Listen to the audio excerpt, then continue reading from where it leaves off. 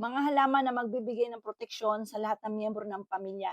Pangontra po ito sa mga taong inggitero, inggitera, pakalimera at chismosa. At ganoon din po sa mga bad spirit para hindi makapasok sa loob ng inyong tahanan. Yung mga madalas sa pagtatalo sa loob ng inyong tahanan, maaaring may mga nakakapasok na ng mga bad spirit.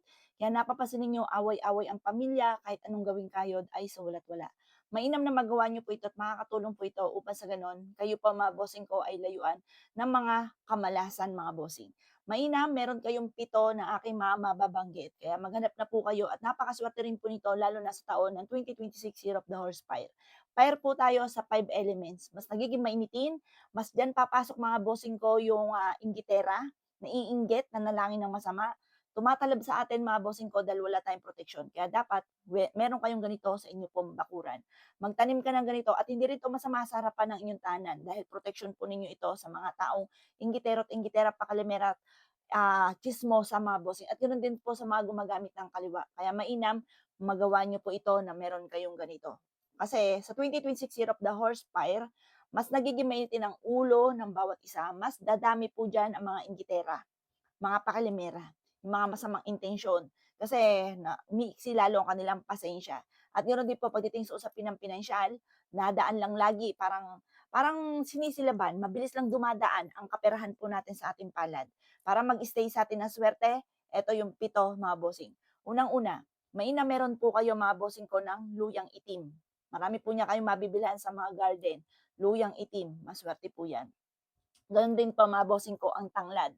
Yung mga bababanggit ko, maswerte sa usapin din ng pera mga bossing at siyempre pantaboy ng mga bad spirit na mga kamalasan.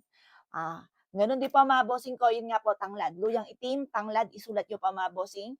Gano'n din po mga bossing ko ang pandan, naku ang suswerte po niya, yung mga aroma po niyan ang babango, nagdudulot po yan ng swerte. Gano'n din po ang kamyas, naku pantaboy po yan ng mga bad spirit.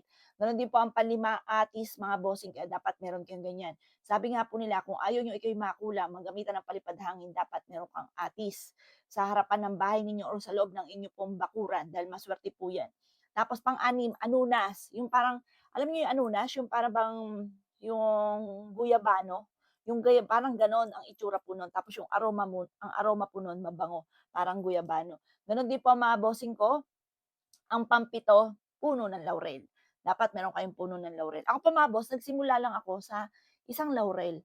Sabi po nila mahirap daw po na bumuhay or magpalaki ng puno ng laurel. Pero sa akin mga boss, meron nga pong nag-deliver sa'min. Sabi niya po sa'kin, "Naku hindi lalaki ang puno ng laurel mo." Sabi kasi kumpul-kumpul kasi nanganak na po sila, dumami po sila. Hindi ko na lang siya pinaghiwa-hiwalay. Sabi ko, "Ay sir tignan niyo po 'yun oh." Tinuro ko. 'Yun do'n sa may ano po namin, sa may gilid po namin meron akong puno ng laurel do'n, sagad na hanggang bubong. Ginaganon ko na lang po siya, sobra po siyang lumaki mga bossing.